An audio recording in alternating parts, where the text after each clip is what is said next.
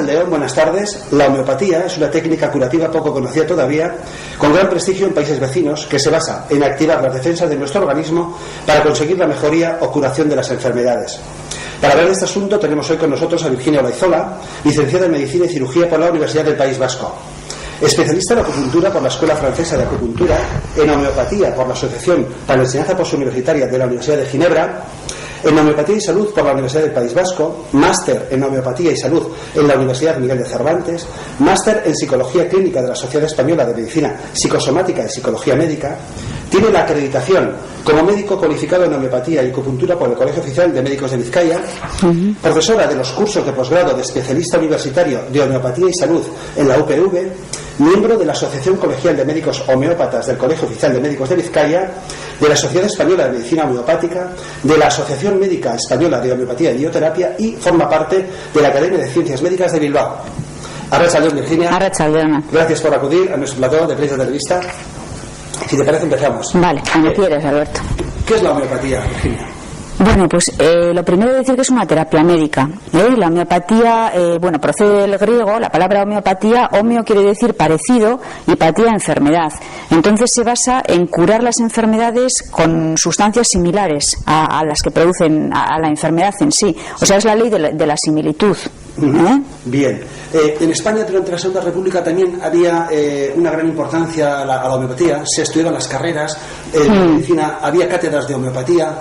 Ya, te explico un poquito. Igual empezamos por el origen primero, porque, esto en realidad la homeopatía, aunque ya desde el tiempo de Hipócrates, ¿no?, del padre de la medicina, él enunció un poquito lo de la ley de la similitud, que él decía que lo similar se cura con lo similar, o sea que la sustancia que era capaz de provocar una enfermedad podía curar esa enfermedad, ¿no? Siglos V antes de Cristo. Eso es, el quinto cuarto antes de Cristo de Hipócrates, ¿no? Entonces él ya planteó eso. Lo que pasa que Hipócrates luego también planteó lo de la ley de los contrarios, o sea, dijo la ley de la semejanza, que era esta, y la ley de los contrarios. Y la medicina posterior con Galeno y todo eso ya, pues siguió un poco más la pauta de la ley de los contrarios, o sea, que había que curar la enfermedad con lo contrario a la enfermedad, que es lo que ha seguido un poquito hasta nuestros días. Pero Hipócrates también enunció la ley de la similitud. Y luego ya en Alemania, Samuel Hahnemann, que fue el padre de la medicina homeopática, Samuel Hahnemann, te estoy hablando de 1755, que nació y murió luego en París en 1843. Eso es. Entonces, este Samuel Hahnemann era médico y químico y era un gran estudioso, era un hombre que sabía además un montón de lenguas, era una persona pues con mucha curiosidad científica y que estaba un poco desengañado de la medicina que se hacía en la época, ¿no? Porque ten en cuenta que en aquella época pues la gente funcionaba con lavativas, con preparaciones, con sangrías, muy agresiva, ¿no?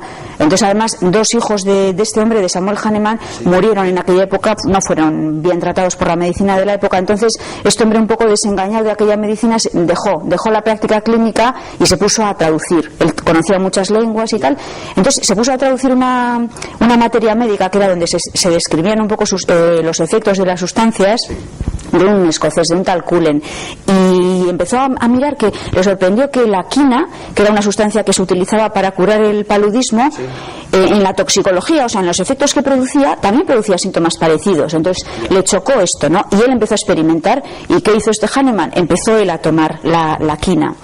Y se dio cuenta de que tomando la quina empezaba a tener fiebres intermitentes, las extremidades se le quedaban heladas, tenía una serie de síntomas que se dio cuenta que eran los mismos que el paludismo. Entonces ya empezó a investigar y dijo, ¿qué pasa aquí, no? Que la sustancia que a una dosis alta te provoca unos síntomas, a dosis mínima te cura esos síntomas. Entonces ahí empezó la historia, fue un descubrimiento. Y luego este hombre también, con gente un poquito familiares, amigos, compañeros de él, empezaron a experimentar sustancias que se utilizaban en la época, como el azufre, la belladona, el mercurio, y empezaron a ver eso, o sea, que las sustancias que en personas sanas te provocaban unos síntomas de enfermedad, te curaban esa enfermedad a dosis mínima, porque eso sí, claro, Hahnemann lo que pasa es que en dosis altas las sustancias producían toxicidad, pero él fue viendo que a dosis mínimas iba curando, y también se dio cuenta, iba administrando exactamente, él vio que cuanto menos sustancia ingería, las enfermedades, o sea, las sustancias tenían más capacidad curativa, y también se dio cuenta que cuando él curaba a los enfermos en su domicilio, que iba a caballo, las enfermedades, o sea, las sustancias eran más curativas, tenían más efecto. Entonces se dio cuenta que por una parte había que diluir y por otra parte dinamizar el movimiento, que es otra de las partes de otro fundamento de la homeopatía. Y entonces, pues bueno, de ahí ya surgió toda la historia. ¿Por qué es tan desconocido ahora mismo entre nosotros? Bueno, pues lo que me has comentado antes un poquito, que sí que en España empezó, bueno, te cuento un poquito la historia aquí en España. Dicen que cuando Fernando VII, que era 1820 y pico, vino a casar, o sea, vino de Nápoles, vinieron el rey de Nápoles y María Cristina, su hija, a casarse con Fernando VII, ¿no? Entonces trajeron un médico de la corte, Cosme de Oratis creo que era, y él fue el que empezó a tratar algún cortesano aquí en la corte española y tal, y bueno, pues se empezó a utilizar la homeopatía, ¿no? Y después realmente la persona o el personaje que más que ya empezó un poco o sea, con el que empezó a instalarse la homeopatía aquí, que luego ya creó una escuela de homeopatía y todo esto, fue un médico sevillano que él trabajaba en Badajoz, el doctor Prudencio Querol, que bueno, él por revistas que le llegaban de Inglaterra y tal, donde se hablaba de homeopatía y tal, pues empezó un poco a interesarse por esto. Y de hecho empezó a tratar, hubo una epidemia de cólera en aquellos años en España y tuvo muy buenos resultados con la homeopatía, y bueno, ya creó escuela, formó discípulos y se fue extendiendo un poquito, ¿no? Y se creó ahí el Hospital de San José en Madrid, el Hospital Homeopático de San José, en 1873. Mira, qué interesante. Que eso siguió funcionando hasta la Guerra Civil, hasta 1936. Y lo que me preguntabas de por qué era tan desconocida, a raíz de eso, porque en la Guerra Civil pues hubo un gran retroceso en el avance de la homeopatía aquí en España. Y bueno, de hecho durante toda la época de la dictadura, desapareció, hubo una pequeñita actividad en el Colegio de Médicos de Barcelona en el año 53 o por ahí, que bueno, había ahí un movimiento, pero prácticamente nada. Y luego sí que ya en el año 78, con la democracia ya, pues es cuando ya pues igual estudiantes de medicina que buscaban un poco alternativas naturales, medicina que no tuviera tanto efecto secundario y tal, pues otra vez empezaron a investigar y a retomar el tema de la homeopatía, y es verdad que a raíz del 78 pues bueno, pues otra vez hubo un poco de auge, ¿no?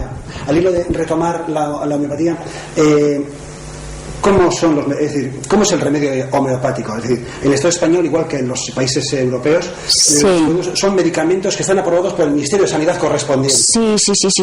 En el año 90 ya salió, o sea, se editó la ley del medicamento, entonces ya se reguló el medicamento homeopático como medicamento normal, y luego también creo que hubo un Real Decreto en el 94 que lo ratificó, y bueno, sí, se considera solamente se vende en farmacias, solamente en farmacias. ¿Cómo se fabrica, Virginia? ¿Cómo se fabrica? Pues mira, se cogen las sustancias que pueden ser o vegetales o minerales o animales. Entonces lo que se hace es diluirlas en alcohol. Las plantas y los animales que se puede directamente se mezclan con alcohol, y los minerales y las sales se trituran y cuando ya son solubles se mezclan otra vez con el alcohol. Entonces eso ya se llama tintura madre, la mezcla un poco de la sustancia madre, digamos, de la cepa con el alcohol, y a partir de allá se va diluyendo. Entonces tú, por ejemplo, de la tintura madre coges una parte de la tintura madre y mezclas con 9 partes de agua, y eso sería una decimal, la dilución 1 decimal. Si tú, por ejemplo, coges una parte de la tintura, ¿qué significa? Pues que está la sustancia madre diluida en el agua, entonces puede ser decimal, puede ser centesimal, que sería una parte de la sustancia en 99 partes de agua, esa sería la 1 centesimal, ¿no? Y entonces en cada dilución, o sea, se va diluyendo la sustancia, y también se llama sucusión, que es lo del movimiento que decíamos antes, que Hahnemann con el caballo, todo esto. Pues entonces hay 2 procesos en la homeopatía, que es por una parte la dilución y por otra parte la sucusión. Y el conjunto de esas 2 cosas, dinamización y sucusión, es lo que produce la potenciación de la sustancia. y es un poco pues que por lo que se ha visto que digamos que con esos procesos de la sustancia madre se saca el potencial